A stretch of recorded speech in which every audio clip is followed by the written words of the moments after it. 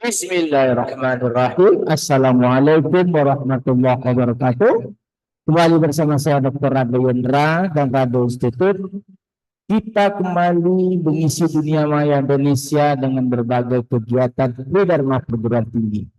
Satu lagi riset artikel akan kita bedah. Riset artikel yang terbaru tahun 2025 tentunya.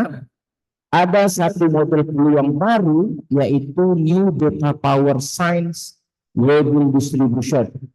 Seperti biasa, coding-coding ini nantinya dapat Anda ambil di link.id Rado Institute.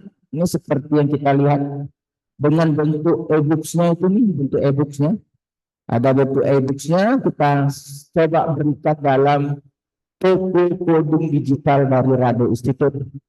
Jadi lengkap sudah tutorialnya kita berikan dalam pembahasan dalam Rado Institute, dan coding lengkapnya dalam file PDF yang dapat digunakan langsung, di copy paste langsung ke dalam R juga kita berikan di dalam toko coding R Digital Rado Institute. Nah, satu riset artikel yang kita jumpai di Journal of Radiation Research and Applied Science. Coba lihat riset artikel yang menjadi landasan kita untuk berbicara pagi hari ini. Ini dia suatu riset artikel yang sangat baik yang kita jumpai dalam Journal of Radiation Research and Applied Science. Kita jumpai itu terbit di tahun 2025. Jadi tahun 2025. Dalam riset artikel ini ada model peluang yang akan dibahas, yaitu model peluang New Data Power Science Label Distribution. Nah, model peluang ini itu dihasilkan menggunakan proses satu baseline distribution. Nah, baseline distributionnya itu dapat Anda lihat seperti pada persamaan 1 dan 2. Persamaan 2 itu fungsi densitas baseline-nya, Weibull distribusi, dan baseline kumulatifnya seperti persamaan 1. Ada 2 parameter, theta dan lambda.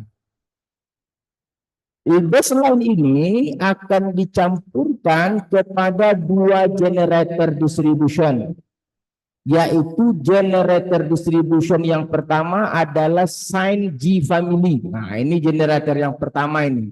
Sine G family ini dia. Oke.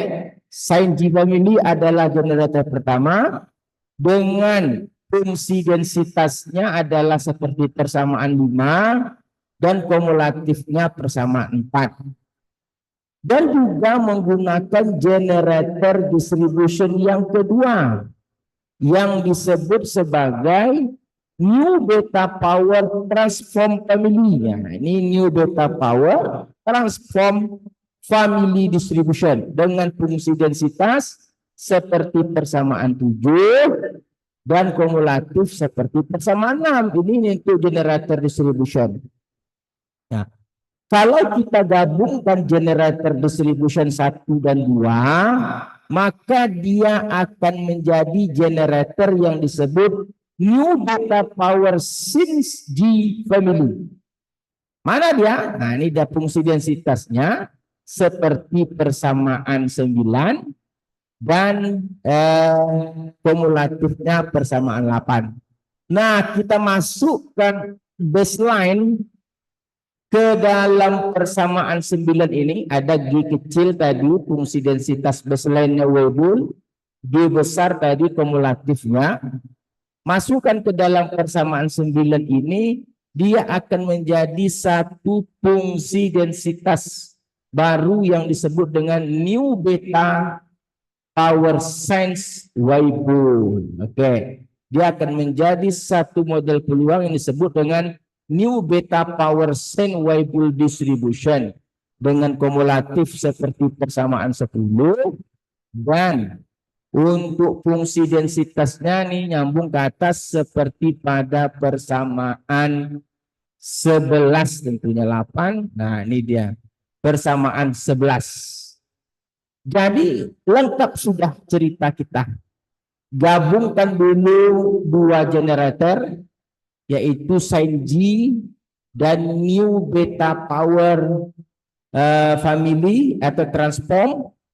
Lalu gabungkan dua generator tadi, dia menjadi new beta power sin G. Lalu baru masukkan baseline, dia akan menjadi new beta power sin Weibull distribution. Nah, dalam riset artikel ini nanti kita akan gunakan set data 2. Nah, ada set data 2 di sini. Datanya tidak diberikan, tapi kita bisa dapatkan di jurnal lain.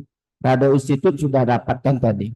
Oke, ada data, the second data comes from engineering sectors and show the breaking stress of carbon fibers. Nah, ini data kita. Data breaking stress of carbon fibers. Nah, di sini kalau kita lihat data yang diberikan itu menunjukkan nanti density plot dan cumulative plotnya ada di sini. Untuk data set tadi breaking fiber carbon tadi, dia berikan density plot dan cumulative plot pada gambar 7.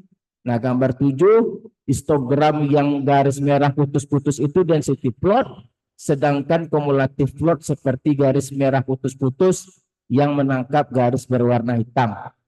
Nah, ini nanti akan kita coba hasilkan dengan menggunakan coding kita. Oke, kita coba lihat coding yang kita gunakan untuk kajian ini. Kita buka R kita. Nah, ini coding kita. Ini data yang kita dapatkan tadi. Ini data yang kita peroleh dari jurnal lain untuk data fiber carbon tadi. Carbon fibers X. Nah, ini kita run. Ini data kita run. Kita coba lacak data kita. X. Data ini lalu kita sesuaikan dengan teori. Kita tadi mempunyai satu baseline. Baseline kita yaitu Weibull distribution dengan fungsi densitas Gx. Ada dua parameter tadi. Parameter satunya adalah theta, parameter 2 lambda dan seterusnya. Ini fungsi densitasnya untuk baseline. Ini kumulatif untuk baseline.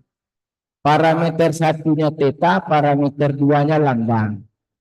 Lalu kita gunakan generator distribution pertama yaitu sin G family. Di mana fungsi densitas generator pertama itu ini dia. Oke, Bx kecil itu merujuk ke baseline-nya. Densitas baseline, Gx besar merujuk pada kumulatif baseline. Nah, ini kumulatif untuk generator yang pertama. Lalu generator yang kedua disebut dengan new beta power transform family. Nah, ini tadi generator kedua dengan Fx kecil dengan fungsi densitasnya ini. Di mana Mx tadi merujuk pada generator 1, densitas generator 1, Fx besar kumulatif generator 1. Nah, ini Fx untuk kumulatif generator 2. Nah, kita gabungkan generator 1, generator 2, dia menjadi generator baru yang disebut dengan new beta power since G family. Ini generator yang dihasilkan dari gabungan generator 1 dan 2. Ini fungsi densitasnya dan ini fungsi kumulatifnya. Lalu kita masukkan Gx kecil baseline, density Gx besar kumulatif baseline. Dia akan menjadi satu model peluang yang kita sebut dengan new beta power sin Weibull. Ini fungsi densitasnya. Oke. Fungsi densitasnya ada 3 parameter. Parameter 3 itu beta. Parameter 1 itu theta. Parameter 2 itu lambda. Nah, ini ya yang disebut dengan model peluang baru dalam riset artikel tadi, new beta power sin Weibull. Nah, ini kumulatifnya. Oke. Lalu kita coba run saja. Kita coba run. Pertama run fungsi log likelihood, kita run. Ini fungsi log likelihood kita. Oke, jalan. Kita gunakan optim, ambil parameter awal untuk theta 3, lambda 0,01 dan beta 4 kita runkan. Oke, kalau mau kita lihat hasil beta parameternya, kita copy. Nah, letak di sini paste. Nah, ini parameter 1, ini parameter 2, ini parameter 3. Ini minus log likelihood namanya. Kalau mau cari likelihoodnya tinggal 2 kali. Nih kita klikkan ini 84, copy.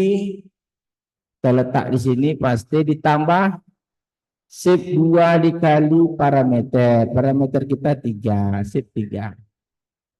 Nah, 175 nilai AIC-nya.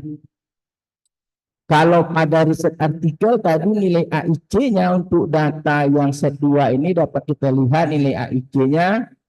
Ini untuk PE, yang untuk AIC RE namanya. Nah, nih. Ini untuk yang data RE, nah ini dia. Nah, nilai untuk AIC-nya itu 173, oke? 173 nilai AIC-nya sangat baik sekali. Kita beda sedikit, kita 175. Oke lah, beda-beda tipis enggak apa-apa lah. 173, 175. Nah, setelah parameter-parameter kita peroleh, parameter 1, parameter 2, parameter 3, kita uji dengan density plot. Density plot itu kita susun dulu parameternya. Parameter 1 itu theta, parameter 2 lambda, parameter 3 beta. XY untuk density plot, XX untuk kumulatif plot, FF adalah empirical atau kumulatif hampiran. Kita run. Nah, ini fungsi densitas. Ingat, fungsi densitas kita harus gunakan XI. Kalau ada parameter 2 ini berarti si lambda. Kalau parameter 1 si theta. Kalau parameter 3 beta. Ini fungsi densitas kita runkan. Nah, kumulatifnya ingat, kalau kumulatif pakai XX, runkan kumulatif kita. Lalu kita gambarkan density plot, memasangkan histogram dengan fungsi densitas. Kalau kumulatif plot, memasangkan kumulatif hampiran dengan kumulatif model. Kita runkan. Coba kita lihat hasilnya, kita run. Ah, ini dia.